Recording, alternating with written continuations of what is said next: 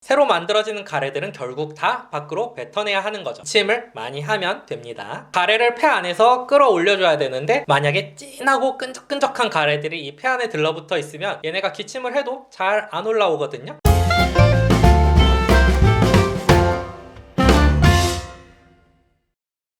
배꼽손! 안녕하세요. 말랑닥터 김영진입니다. 좋아요 꾹, 구독 꾹 눌러주시면 더 좋은 영상으로 보답할게요.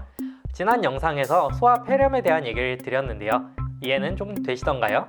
쉽게 얘기 드린다고 하는데 잘 하고 있는 건지 모르겠네요. 아무튼 오늘은 지난번에 이어서 아이들이 가래를 조금 더 쉽게 뱉어낼 수 있도록 도와주는 방법에 대한 얘기를 드릴 거예요. 애들이 어차피 혼자 가래를 잘 못 뱉어내니까 기침을 많이 하도록 유도해 주는 게 좋고요.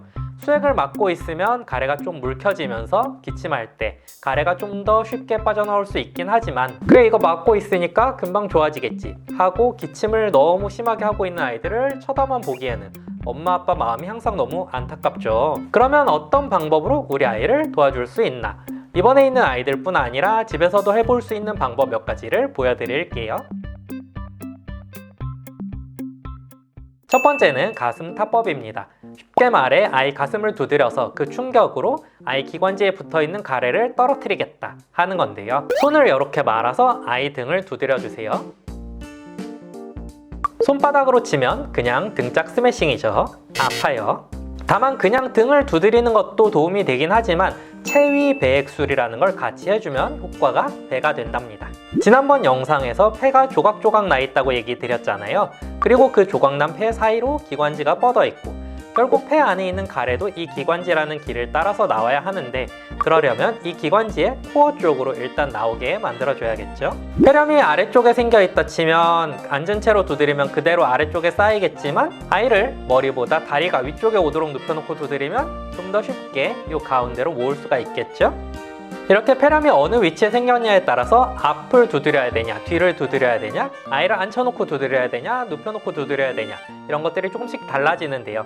어떻게 자세를 취하는 게 가장 좋을지는 우리 아이 주치의쌤께 물어보셔야 합니다. 어느 위치에 폐렴이 생겼냐에 따라서 대략 9가지 방법 정도로 나누고 각기 다른 자세를 취하게 되는데 이 청진만으로도 대략적으로는 위치를 구분할 수 있지만 결국 엑스레이를 찍어서 정확한 위치를 보게 되는 경우들이 많거든요.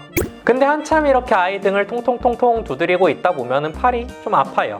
누가 이거 좀 대신해주면 좋겠다 싶은데 안마의자처럼 말이에요. 안마의자도 보면은 막 뭐 두두두두두 이런 모드도 있긴 한 것 같더라고요. 그런 거 해주면 좋은데 이런 생각을 저만 한 건 아닐 거란 말이죠. 그래서 폐렴이 너무 심해서 소아집중치료실 이런 데 입원한 아이들은 가슴에 의료용 바이브레이터를 대주기도 합니다. 이걸 가슴 진동법이라고 하는데요. 타법이랑은 다르게 브르르 하고 진동을 주는 거예요. 이것도 원래 손으로 하던 건데 조금 힘들기도 하고 웃기기도 하고 이렇게 아이 가슴이나 등에 손을 대고서는 순간적으로 진동을 주는 거예요. 아 힘들어. 개인적인 생각으로는 아이들이 아파하지 않을 정도의 충격이라면 마사지건 같은 거 써보는 것도 괜찮을 것 같아요. 실제로 폐렴 걸려서 신생아실에 입원한 아이들은 전동 칫솔 있죠. 그걸 아이들한테 대주기도 한답니다. 얘네 몸집에는 딱이에요. 좀 큰 애들, 말을 알아듣는 애들이라면 허프 테크닉이라는 걸 해볼 수 있어요. 올바르게 가래를 모아서 기침을 통해 뱉어내는 방법인데요. 이거는 알아듣고 본인이 직접 해야 되는 거라서 보통 최소한 만 3세 정도는 넘어야지 시도해 볼 수 있답니다. 숨을 깊게 들이쉬세요. 그리고 2-3초 정도 숨을 참습니다. 이후 힘을 주고 숨을 천천히 내뱉습니다. 중간에 숨을 잠깐 참는 걸 제외하면 심호흡하는 것과 비슷하죠. 이렇게 느리게 하면 깊은 곳에 있는 가래들이 큰 기관지로 딸려 나옵니다. 이걸 3회 정도 해서 큰 기관지로 가래를 모은 다음 이제 이걸 뱉어내기 위해 기관지 윗부분을 자극하는 허프 테크닉을 합니다. 비슷해요. 숨을 깊게 들이쉬세요. 그리고 2-3초 정도 숨을 참습니다. 이후 힘을 주고 숨을 빠르게 헙 하면서 내뱉습니다. 이건 역시 3회 정도 반복합니다.